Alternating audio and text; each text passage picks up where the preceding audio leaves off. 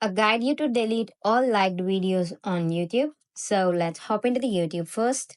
After opening there, let's say if you have liked many videos and you need to delete all those liked videos, you need to tap on your profile, which means you. And after tapping over that, you need to tap on the settings, which is over the top. And if you scroll down like this, here you could find manage all history. So here is it.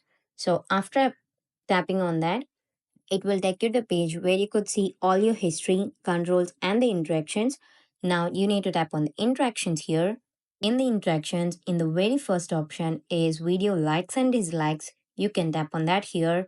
And from here, let's say I have liked these comment, these videos here. And now let's say if you need to delete any of the liked videos, you need to simply tap this little X mark here, and here you could see that will be deleted and that will be disliked.